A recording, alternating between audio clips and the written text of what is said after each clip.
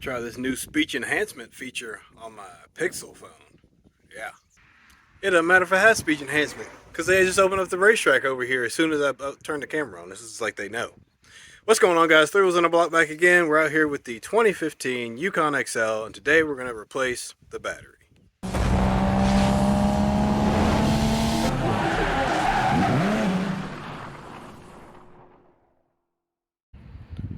Alright, so if you hadn't already popped your hood, you need to do that. Inside the driver footwell, there's your hood release. You pull that.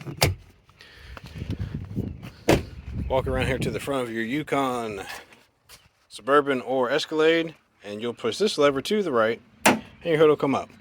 GM was nice enough to install some curly springs to hold your hood up for you. So this battery installation applies to the GMC Yukon, the Suburban. I apologize for the wind noise in advance. So every time I have to do something outside, it's windy. It just never ever fails. So this applies to the GMC Yukon, the Yukon XL, the Suburban, the Tahoe, and the Escalade. Your primary battery is located back here against the firewall. There's a secondary battery on some models that is located right up here behind your washer tank, and that's what that tray is for. So if you happen to have two batteries, you'll need to make sure that you know which one is the one that's failing. This is the primary battery that typically fails on these vehicles because it's the primary. So for this battery removal and installation, you'll need a 10mm wrench, a 13mm socket. I'm using a deep well. I recommend a 6-inch extension, and I'm going to be using this portable impact because it just makes my life a lot easier. But you can use a wrench or a ratchet. Either way. I'll give you guys a quick rundown of what's going to happen, and then I'll just go through the steps so you have an idea.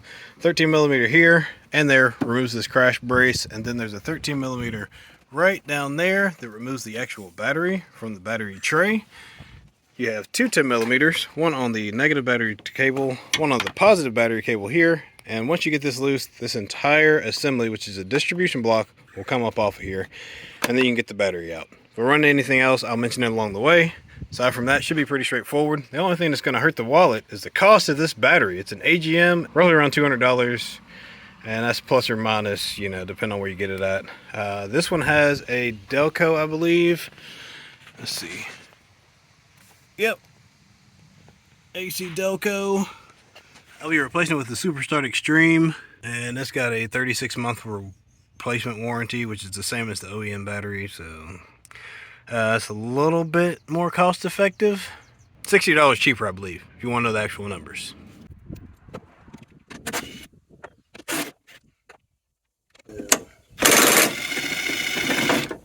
Sorry, I missed one. There's a mid-brace bolt right here. I'm thinking Monte Carlo. This is a little bit different. So that's where the third bolt is, right through there. You may want to remove this brace. There's another bolt down here. I'll show you right quick. Don't think it's required. You can probably get it out without removing the brace. But, let's see. That's the bolt that mounts to that brace right there.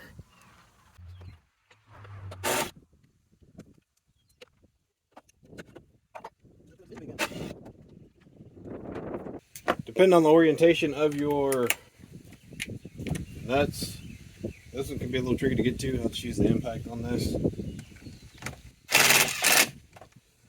Not saying you can't get to it with a wrench, but I'm not going to work that hard. I'm not going to lie. It's been a long day already. This one's directly on top.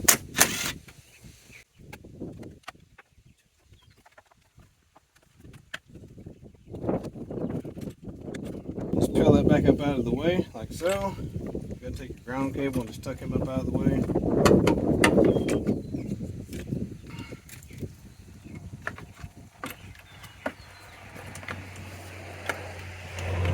Handy little hook right there behind the transmission dipstick. Then prepare for a battle to get this thing out.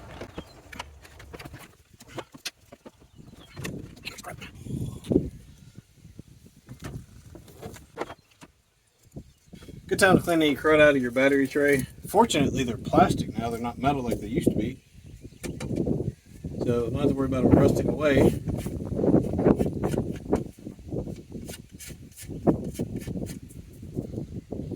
We'll put the battery back in the same way we got it out, kind of. This one has two handles, a little bit easier to handle than the one handle deal.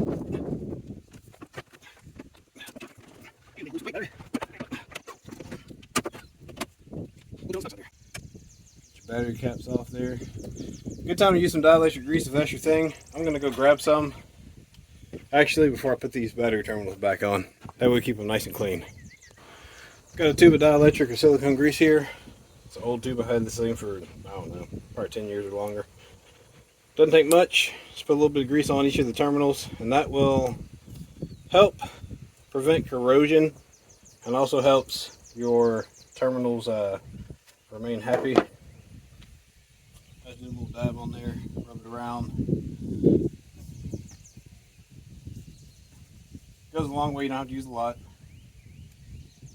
You can see the previous battery was clean, not just because it's covered, but there was grease on there, and that just helps when the battery starts to do its job of passing electrons. It keeps the dirt and corrosion from sticking to it, causing corrosive issues, which breaks down your battery cable and causes other issues. If you saw my video, I mentioned that in there, where there's a cable that looked brand new and it didn't work. So I had intermittent issues. So, okay, we got the battery back in. We'll go ahead and put this back on, tighten up these two, tighten up the bolts, we'll be good to go.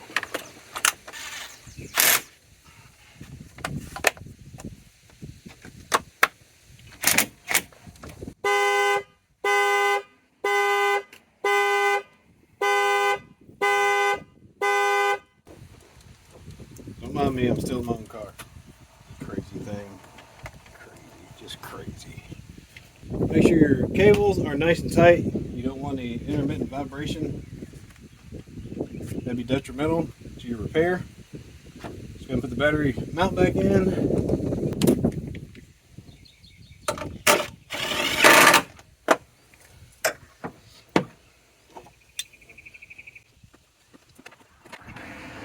Silver for your brackets, black's for that bracket.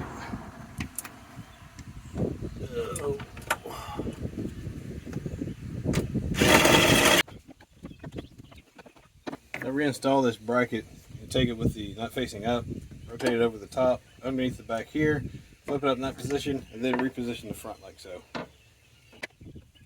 I'd start one at the back to hold it up there, and the one at the front to hold it up there, and then while it kind of holds itself in place, you get this one in from the side.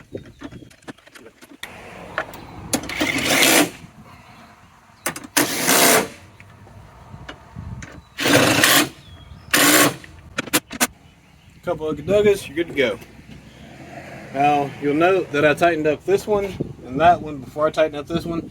This bracket has a slot in it, so don't tighten that one up first or you'll be fighting and possibly warping this bracket trying to tighten up in another fashion. So make sure 1, 2 or 1, 2 and 3. Alright, now that I've stolen my own vehicle, I've replaced the battery. Let's go in here and do a test fire and see if this thing starts up. So the symptoms of this vehicle was a slow start, which happened overnight. Definitely sounded like the battery was going down, not the starter, but we're going to find out.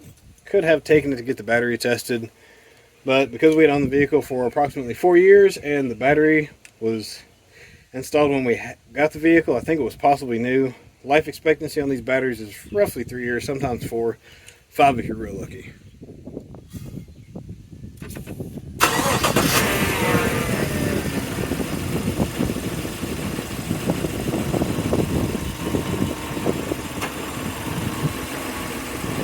Aw, yeah. Aw, yeah.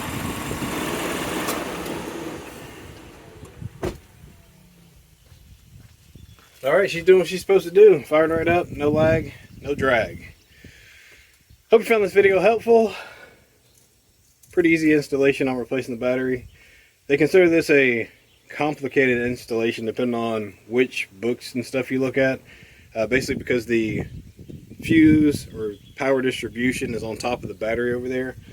I would consider this more than maybe 2 wrenches. 5 wrenches being the most complicated. It's probably a 2, just because you have to remove that brace. You want to make sure you get that back properly, and there is a little bit of order in which you have to do the removal and installation. Anyway, I hope you found this video helpful. This is replacing the battery on a 2015 Yukon XL, Tahoe, Suburban, Escalade, and Escalade ESV. My name's Erwin. This 3 Wheels on a Block. We're giving back what time has taken away. We'll see you soon.